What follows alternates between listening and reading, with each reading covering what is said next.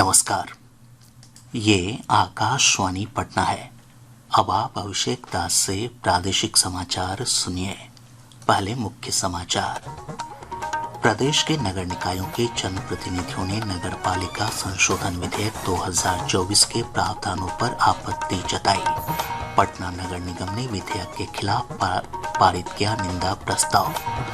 प्रदेश में आयुष्मान कार्ड बनाने के लिए चलाए जा रहे विशेष अभियान की समय सीमा 7 अगस्त तक बढ़ाई गई।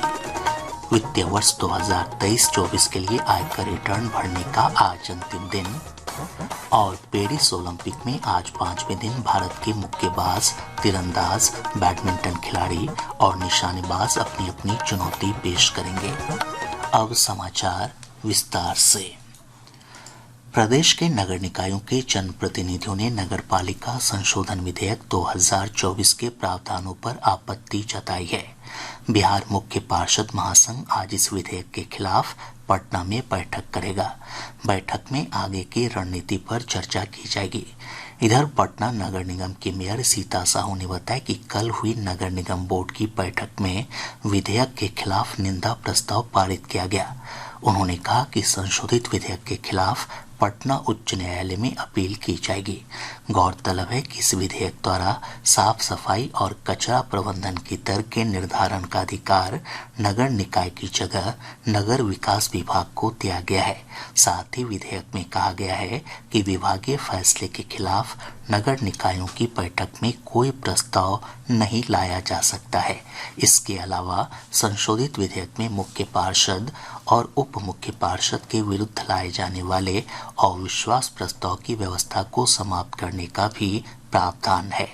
इस बीच नगर विकास विभाग के मंत्री नितिन नवीन ने कहा है कि नगर निकायों की स्वायत्तता बरकरार रहेगी। निकायों की मांग पर सरकार विचार कर रही है।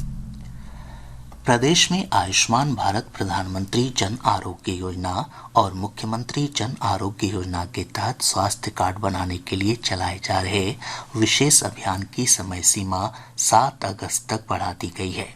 स्वास्थ्य विभाग के अपर मुख्य सचिव प्रत्यय अमृत ने इस संबंध में सभी जिलाधिकारियों को पत्र भेजा है। पत्र में कहा गया है कि विशेष अभियान के तहत 1 करोड़ आयुष्मान कार्ड बनाने का लक्ष्य था, लेकिन 29 जुलाई तक 28,63,565 नए आयुष्मान कार्ड ही बनाए जा सके। इसे देखते हुए विशेष अभियान की अवधि बढ़ाई जा रही है। राज्य के अस्पतालों में अब मरीजों को दवा उपलब्धता की जानकारी स्कैनर से मिल जाएगी। इसके लिए जिला अस्पताल, प्राथमिक स्वास्थ्य केंद्र और शहरी प्राथमिक स्वास्थ्य केंद्रों पर QR कोड लगेगा। मरीज इस QR कोड को अपने मोबाइल फोन से स्कैन कर आवश्यक दवाओं की उपलब्धता की जानकारी ले सकेंगे। राज्य स्वास्थ्य समिति के कार्यपालक निदेशक सुहर्ष भगत ने बताया कि इस संबंध में बिहार राज्य स्वास्थ्य आधारभूत संरचना विकास निगम लिमिटेड को पत्र निर्गत किया गया है। उन्होंने कहा कि निगम को दवा संबंधी ई-पोर्टल को अपग्रेड करने के निर्देश दिए गए हैं। प्रदेश में खेतों और उसमें उगाई जा रही फसलों का विवरण अब डिजिटल प्लेटफॉर्म पर उपलब्ध होगा। कृषि मंत्री मंगल पांडे ने बताया कि किसानों के हित में यह प्लेटफॉर्म बनाया जा रहा है। इसमें किसानों के नाम, खेत का रकबा और फसल का विवरण उपलब्ध होगा। श्री पांडे ने कहा कि इस आधार पर किसानों को योजनाओं का लाभ मिलने में भी आसानी होगी। सहरसा और पूर्णिया जिले के 419 वार्डों में हर घर नल का जल योजना का कार्यान्वयन जल्द शुरू होगा। लोक स्वास्थ्य अभियंत्रण विभाग के अभियंता प्रमुख मोहम्मद सादुल्लाह जावेद ने ये जानकारी दी। उन्होंने बताया कि पटना उच्च न्यायालय में मामला लंबित होने के कारण योजना का कार्यान्वयन नहीं हो पा रहा था। न्यायालय ने संबंधित मामले का निष्पादन कर दिया है। वित्तीय वर्ष 2023-24 के लिए आयकर रिटर्न भरने का आज अंतिम दिन है। कल तक देश भर में 6 करोड़ 9 हजार से अधिक लोग रिटर्न दाखिल कर चुके हैं। पिछले वर्ष 31 अगस्त तक 6 करोड़ 90 लाख लोगों ने अपना ITR भरा था।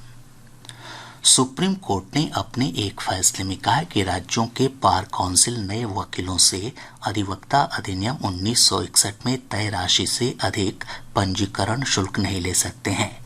प्रधान न्यायाधीश DY चंद्रचूड़ और न्यायमूर्ति JB पारदीवाला की पीठ ने एक याचिका पर सुनवाई करते हुए यह आदेश दिया।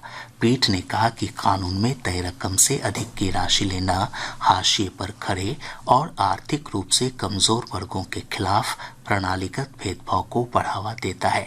न्यायालय ने कहा कि राज्यों के बार काउंसिल और बार काउंसिल ऑफ इंडिया को संसद द्वारा निर्धारित राजकोषीय नीति में बदलाव या संशोधन करने का अधिकार नहीं है। सुप्रीम कोर्ट के फैसले के बाद बिहार सहित अन्य राज्यों के बार काउंसिल सामान्य वर्ग के वकीलों से 750 रुपये और अनुसूचित जाति तथा अनुसूचित जनजाति के वकीलों से 125 रुपये से अधिक का पंजीकरण शुल्क नहीं ले सकेंगे। केंद्रीय शिक्षा मंत्री धर्मेंद्र प्रधान ने नई दिल्ली में राष्ट्रीय प्रशिक्षुता और प्रशिक्षण योजना के दूसरे चरण के पोर्टल का शुभारंभ किया। श्री प्रधान ने इस अवसर पर प्रत्यक्ष लाभ अंतरण के माध्यम से प्रशिक्षण की राशि के रूप में 100 करोड़ रुपए जारी किए।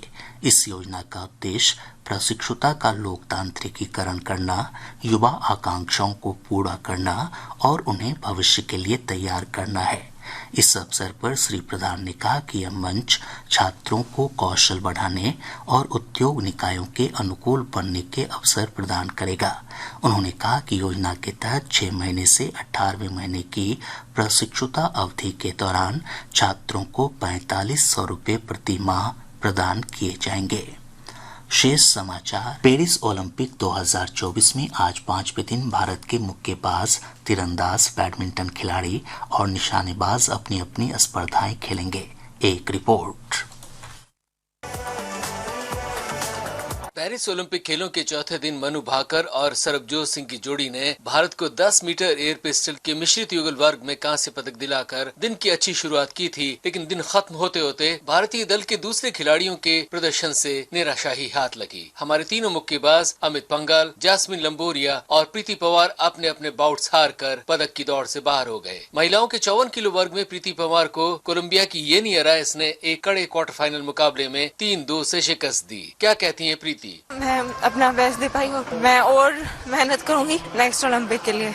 आज 50 मीटर राइफल 3 पोजीशन के क्वालिफिकेशन राउंड में ऐश्वर्य प्रताप सिंह तोमर और स्वप्निल कोसले की जोड़ी और महिलाओं की ट्रैप शूटिंग के क्वालिफिकेशन राउंड में श्रेयसी सिंह और राजेश्वरी कुमारी अपने अपने निशाने लगाने चैट्रू शूटिंग रेंज में उतरेंगे। टेबल टेनिस में श्रीजा अकुला का मैच होगा सिंगापुर की जिंग जियान से। वहीं महिलाओं के सिंगल्स में ही मनिका बत्रा खेलेंगी आज अपना क्वार्टर फाइनल मुकाबला। पिछले ओलंपिक खेलों की पदक विजेता लोवलिना बोरगोइन मुक्केबाजी के 75 किलो वर्ग के क्वार्टर फाइनल में नॉर्वे की सुनीना से अपना बाउट खेलेंगी। तीरंदाजी के पुरुष वर्ग में तरुणदीप रॉय आज व्यक्तिगत स्पर्धा के लिए ओलंपिक में अपने निशाने लगाएंगे। उधर बैडमिंटन में HS प्रणय वियतनाम के डुक फाट ले से अपना ग्रुप मैच खेलेंगे। मुक्केबाजी के ही 71 किलो भार वर्ग में निशांत देव के सामने होंगे इक्वाडोर के हुसे गाब्रियल। पेरिस से मैं महेंद्र सिंह लालस। प्रदेश में अब तक मानसून के सक्रिय होने की अनुकूल स्थितियां नहीं बनी है। मौसम विभाग से प्राप्त जानकारी के अनुसार 4 अगस्त तक मौसम के रुख में कोई खास परिवर्तन नहीं होगा। मौसम विज्ञान केंद्र पटना के वैज्ञानिक ने बताया कि स्थानीय कारकों के प्रभाव से आज राज्य के कुछ हिस्सों में हल्की बारिश हो सकती है। प्रदेश भाजपा कल से सहयोग कार्यक्रम आयोजित करेगी। प्रदेश कार्यालय में होने वाले इस कार्यक्रम में भाजपा कोटे के मंत्री आम लोगों की शिकायतें सुनेंगे। उप मुख्यमंत्री सम्राट चौधरी और विजय कुमार सिन्हा अपने सरकारी आवास पर लोगों की फरियाद सुनकर उसका निपटारा करेंगे। वहीं अन्य मंत्रियों को प्रदेश कार्यालय आना होगा। बिहार विद्यालय परीक्षा समिति ने बिहार विशेष विद्यालय अध्यापक पात्रता परीक्षा का परिणाम जारी कर दिया है। वहीं समिति ने औद्योगिक प्रशिक्षण उच्च माध्यमिक स्तरीय भाषा परीक्षा का भी परिणाम प्रकाशित कर दिया है। अभ्यर्थी बोर्ड की वेबसाइट पर अपना परिणाम देख सकते हैं। राज्य सरकार सितंबर महीने से सभी जिला मुख्यालयों में 1 दिवसीय नियोजन मेला का आयोजन करेगी। श्रम संसाधन विभाग ने जिला स्तरीय नियोजन मेले का समेकित कार्यक्रम जारी कर दिया है। मेले की शुरुआत बक्सर से होगी। मेले में विभिन्न कंपनियों द्वारा बेरोजगार युवाओं को रोजगार प्रदान किया जाएगा। अररिया जिले के भरगामा थाना क्षेत्र अंतर्गत खजूरी गांव में विद्युत कटौती के खिलाफ प्रदर्शन कर रहे ग्रामीणों ने मौके पर आई पुलिस टीम पर पथराव कर दिया।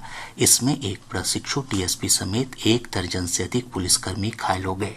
साथ ही आक्रोशित लोगों ने पुलिस वाहन को भी क्षतिग्रस्त कर दिया। इस मामले में पुलिस ने 3 उपद्रवियों को गिरफ्तार किया है। वहीं 45 अन्य उपद्रवियों की गिरफ्तारी के लिए छापेमारी की जा रही है। पूर्णिया के लाइन बाजार स्थित एक आभूषण शोरूम से लूट के मामले में पुलिस ने 3 आरोपियों को गिरफ्तार किया है।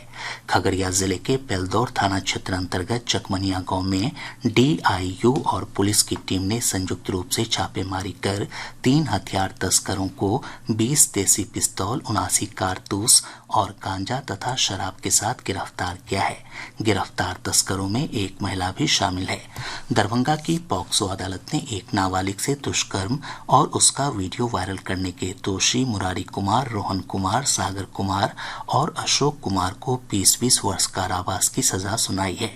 इधर पटना की पॉक्सो अदालत ने शादी का झांसा देकर नाबालिग से दुष्कर्म करने के दोषी विजय बसंत को 10 साल कारावास और 20,000 रुपये अर्थदंड की सजा सुनाई।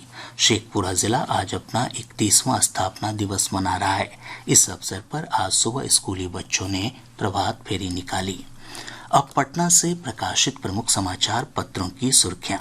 आज के सभी समाचार पत्रों ने केरल के वायनाड में भूस्खलन की खबरों को प्रमुखता से प्रकाशित किया है।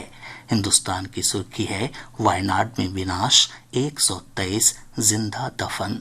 दैनिक भास्कर की बड़ी खबर है, घर बैठे रजिस्ट्री कराने के लिए फतुहा। पटना सिटी, बिहटा, दानापुर और जहानाबाद में ऑनलाइन आवेदन की सुविधा शुरू। प्रभात खबर ने पेरिस ओलंपिक से जुड़ी खबर को लीड बनाते हुए लिखा है, मनु ने बढ़ाया मान, एक ओलंपिक में दोहरा पदक, रचा इतिहास। दैनिक जागरण लिखता है, नॉन टेक्निकल छात्रों को भी अब अप्रेंटिसशिप का मौका। आज अखबार की प्रमुख खबर है, विधवा और तलाकशुदा महिलाओं को हर माह मिलेंगे 4-4 हजार रुपए। और अब अंत में मुख्य समाचार एक बार फिर। प्रदेश के नगर निकायों के जनप्रतिनिधियों ने नगर पालिका संशोधन विधेयक 2024 के प्रावधानों पर आपत्ति जताई। पटना नगर निगम ने विधेयक के खिलाफ पारित किया निंदा प्रस्ताव। प्रदेश में आयुष्मान कार्ड बनाने के लिए चलाए जा रहे विशेष अभियान की समय सीमा 7 अगस्त तक बढ़ाई गई। वित्तीय वर्ष 2023-24 के लिए आयकर रिटर्न भरने का आज अंतिम दिन। और पेरिस ओलंपिक में आज 5वें दिन भारत के मुक्केबाज, तीरंदाज, बैडमिंटन खिलाड़ी और निशानेबाज अपनी अपनी चुनौती पेश करेंगे। इसके साथ ही आकाशवाणी पटना से प्रसारित प्रादेशिक समाचार का ये अंक समाप्त हुआ।